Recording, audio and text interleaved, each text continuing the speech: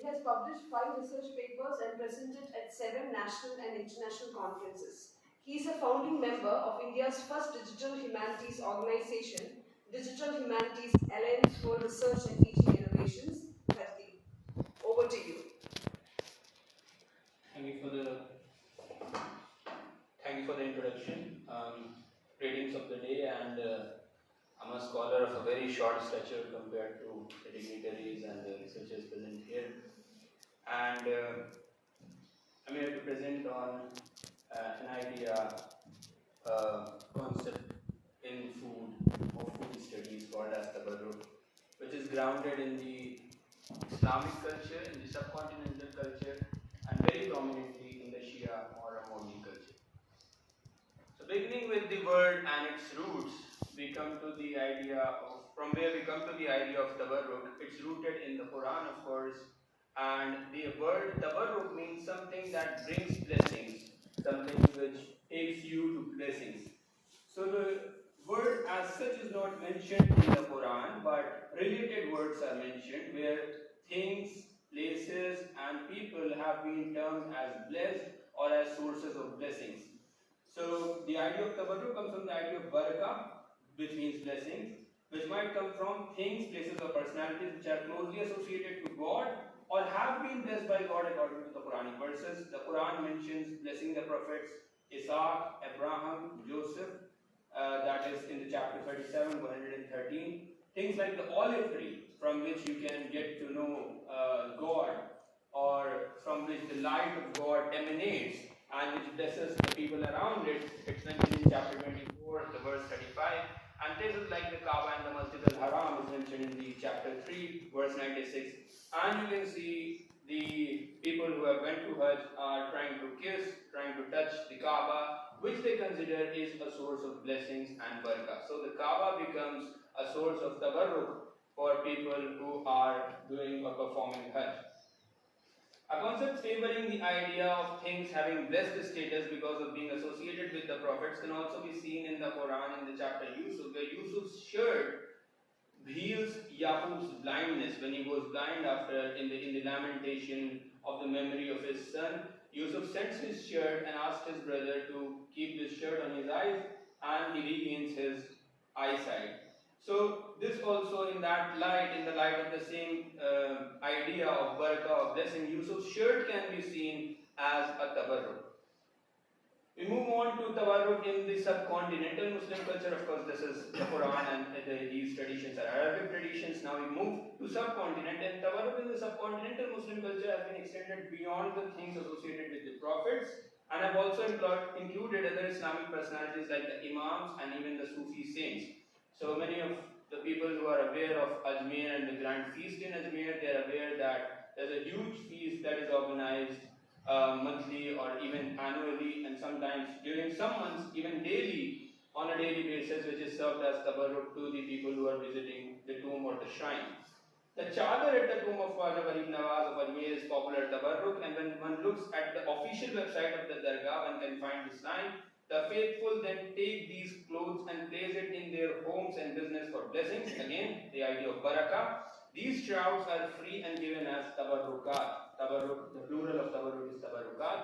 So the shrouds or the clothes which have touched the grave of the saint are also distributed as tabarruk and are seen in that light. Of course, within the sections of the Muslim society, not everybody believes in the sanctity or the religious status of tombs or shrine, but they too have a concept of tabarruk. Even people who don't believe in the spiritual importance of tombs have a concept of tabarruk, as told in an interview I conducted by a Muslim student at AMU, that there are rotis on which the Quran is recited and it is eaten as a sacred food. He mentioned that such recitations often begin from the chapter Mulk, which begins from the word Tabarruk, which means bountiful, or the one who sends down eternal blessings. Since the first word is Tabarak, the roti is called as the Tabarak roti, or else simply as Tabarruk. So Tabarruk has penetrated into all sections of the Muslim society, and no section can claim that they have remained aloof of its effect. Now we come to the Moharram morning sessions or the majlis. This was the fieldwork that of Raebareli.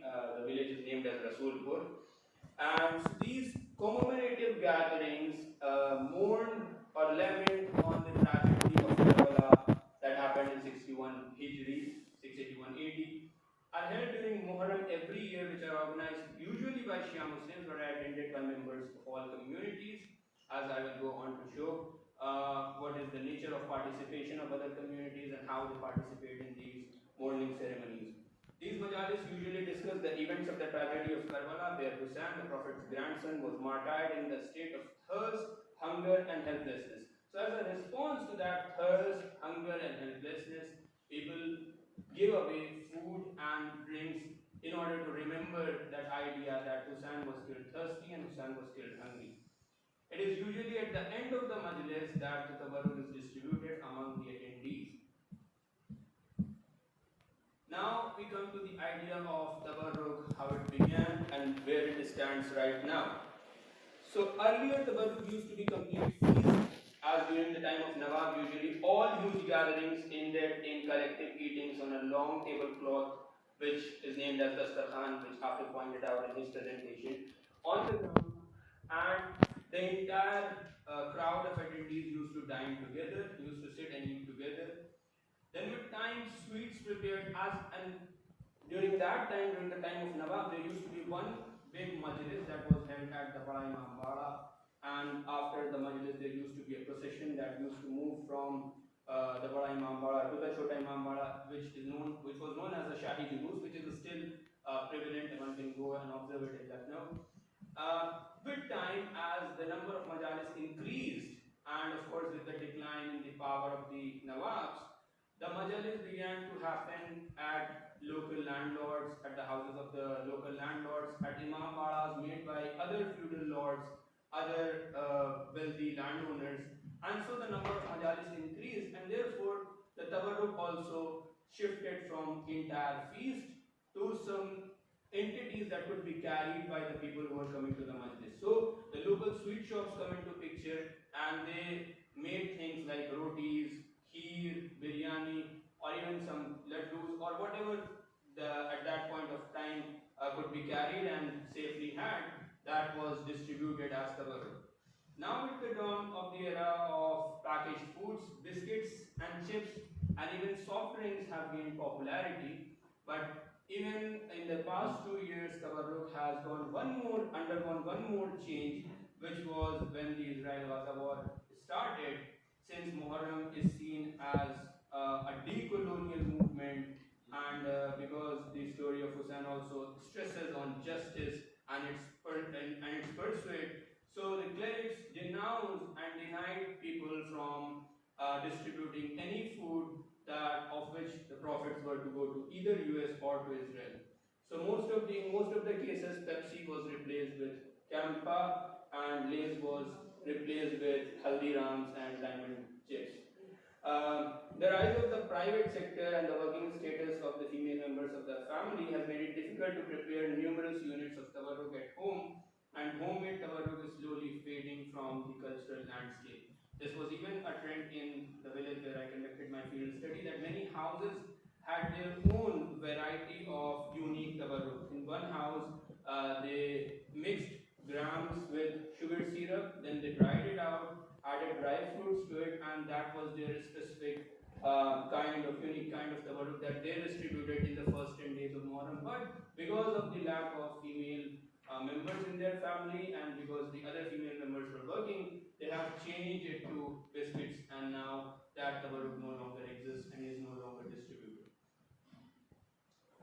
Now, while interviewing a lot of participants, I came to know that there are three important trends that are about tabarruk that are prevalent in the community. The tabarruk is seen by the participants in these morning commemorations from varied positions. One group considers tabarruk has become a material gain which has outweighed the spiritual and the didactic purpose of the majlis. As a professor whom I interviewed said, the community has been sold for tabarruk. This material possession has suppressed the real value of a majlis. Another group considers tabarruk equally important as the majlis and would claim that it helps to bring more people to the majlis, and it is also common observation that majlis which is followed by a dinner or lunch, as Tabarruk, is likely to attract more audience. There is another section which considers that Tabarruk is even more important than the Majlis, and often in places where many Majalis take place on the same day, people pay more attention, and these Majalis are even marked by those people, to the Tabarruk than the Majlis sermon. When asked about this conduct, a participant replied, every Majlis contains the same message, how many times should we listen to the same thing? Right. So the importance, so they would go and attend the majlis right at towards the ending, take the tabarruk and come back home. And there was a poet, of course, whom I can quote here, who said, who recited this couplet for these, the third category, जाने क्या किसने कहा, this was the Urdu couplet, जाने क्या किसने कहा, कौन सुने क्या जाने, हम तो मजलिस से मगर आए हैं हिस्सा लेकर. Why should one care about what was said and who said it? We have come back with the tabarruk of the majlis, and that is enough for us. Tabarruk in folk literature. Often there are stories told during the majlis where a person was undergoing financial difficulties, but still he managed to host a majlis and distribute the tabarruk through divine aid. And Amy Bard has written a paper on Mojizat in South Asian community, Muslim community, which you can go and check. So these are also part of the Mojiza stories or Mojiza recitations, narrations, that someone is really poor, really destitute, but then some divine aid, through some divine aid, he is able to not only host a majlis but also distribute a very good tabarruk after the majlis. A sermon from a popular cleric, Maulana Wasi Hasan Khan, tells the tale of a mourner who sold his son in exchange for money to arrange for tabarruk, but later had his son returned back to him through divine help. Sometimes tabarruk also becomes a point of context between groups who support or discourage tabarruk. A couplet from a trending poet, and this couplet can be found on a very trending YouTube short, known by the name of Shams Tabriz, writes in this regard, Majlis ke tabarruk jahan baate nahi jate, उन लोगों से हम भी कभी मिलने नहीं जाते. Wherever tabarruk is not distributed after majlis, we don't even consider such houses worthy of a visit. Many clerics and educated sectors of the society have condemned such poetry as sectarian and divisive in nature, promoting conflict rather than communion.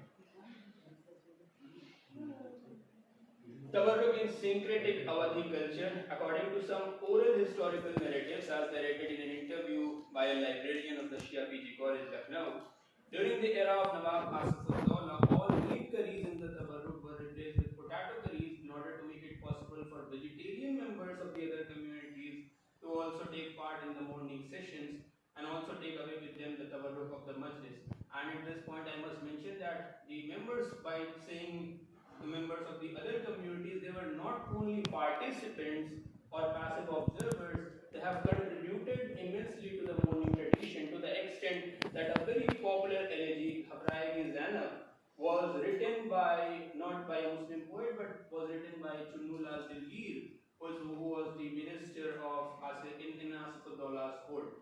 So, of course, the involvement of the other communities was at its peak, and therefore, Asifuddaulah replaced meat curries with potato curries to accommodate these sections of the society.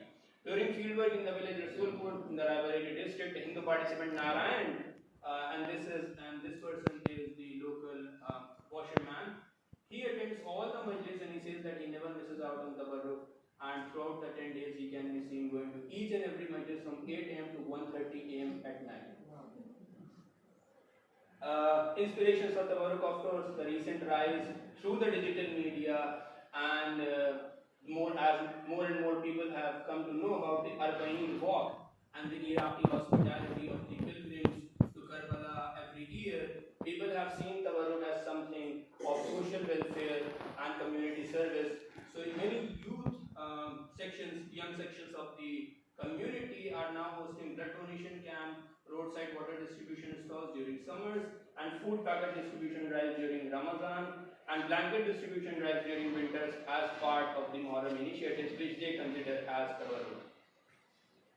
Tabarruk is an intersection of food and faith. Miroslav Volf indicates that the divine persons are not simply independent and influence one another from outside, but are personally interior to one another. So in the sense of exchanging Tabarruk, when people go to each other's houses for majlis and they exchange tabarruk, they are not only forming an outside connection, but they are also forming an interior connection to each other. Norman Biswa comments on this analysis, in other words, mutual indwelling, the other in me and myself in another, is at the heart of true reality. True life is lived through the gift of others, as our experience with reading confirms, insofar as a living being attempts to be autarkic, a self-originating and self-sustaining being, it denies all nurture and so precipitates its own death.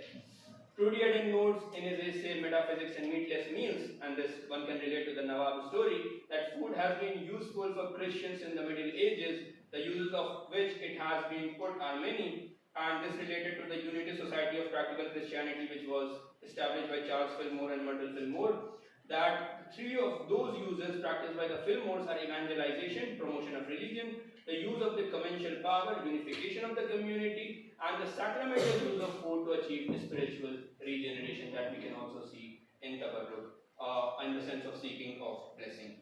I believe, and towards the end, of course, the conclusion is on the same lines as that of Trudy Eden, and I'll simply say, because the jet has already arrived, that when tomorrow we end this conference, and when we go back from this conference, I hope that we don't go back with just the tabarruk of the tote bag conference kit and the food.